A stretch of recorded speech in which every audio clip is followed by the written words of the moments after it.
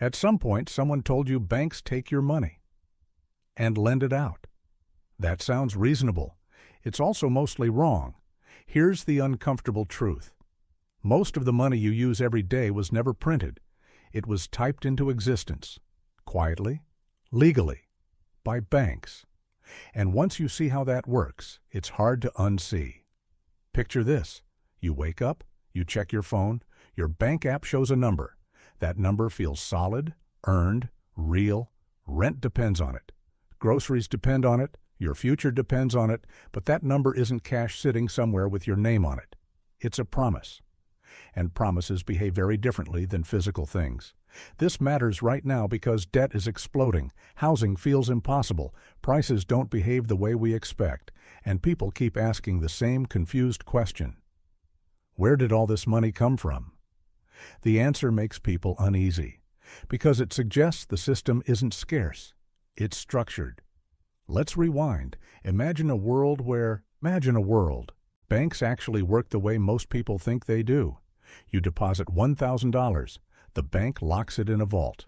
Then it lends that exact same $1,000 to someone else. That world feels intuitive.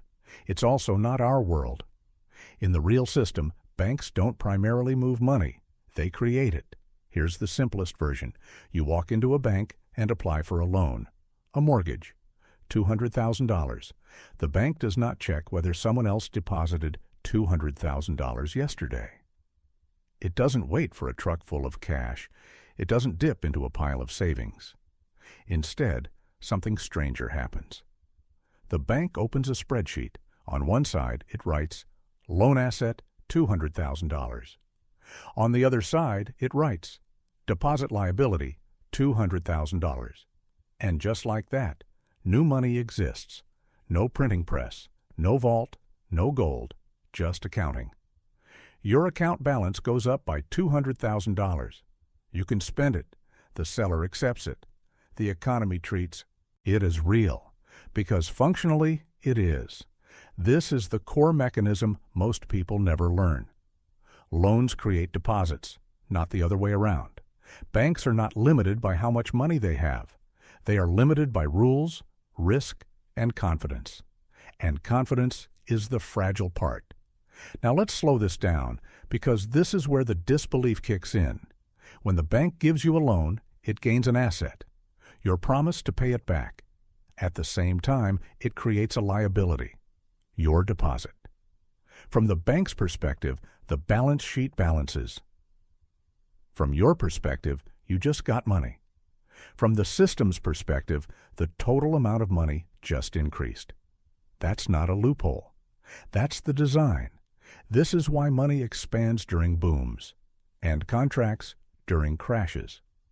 When banks feel confident, they lend. Lending creates money.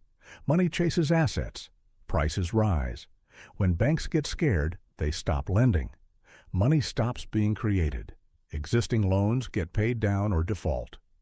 Money disappears. Not metaphorically, literally. When you repay your loan, the bank deletes that deposit from existence. The money doesn't go somewhere else. It vanishes. Creation on the way up, deletion on the way down. That's the rhythm. Here's the irony. People argue endlessly about government printing money. And yes, central banks matter. But the majority of money in modern economies is created by private banks making loans, not politicians, not treasuries. Commercial banks. Central banks mostly influence the temperature. They don't cook the meal. They set interest rates. They adjust rules. They provide reserves. But reserves are not money you spend at the grocery store. They are money banks use with each other. This is another quiet misunderstanding. Banks don't lend out reserves. They don't multiply reserves into loans like some outdated textbook diagram. They lend first, then they worry about reserves later. If they need reserves to settle payments, the central bank supplies them. That's its job. Which leads to a slightly absurd conclusion. In practice, the system says, if a bank finds a borrower and expects to be repaid, money will be created. The plumbing will be handled afterward. This works until it doesn't.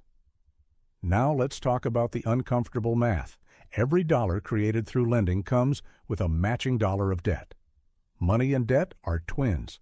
That means the system needs constant borrowing just to function smoothly.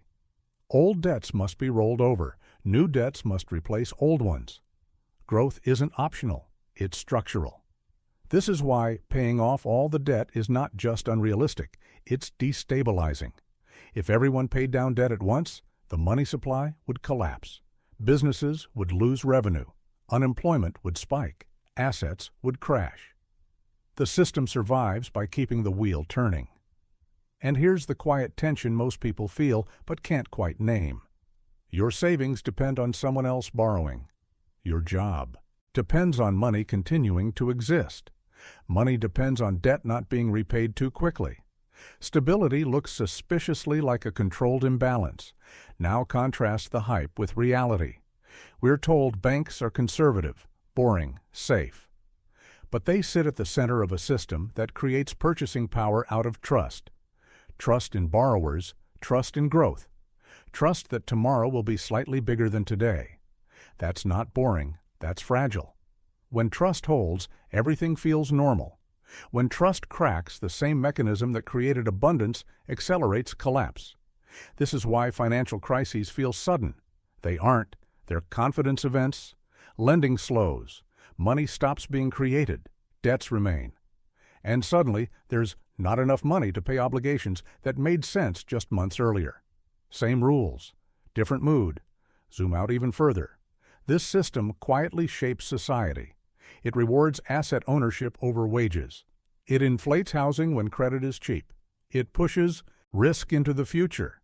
It makes inequality feel abstract and inevitable, not because of greed alone, but because of how money itself enters the world.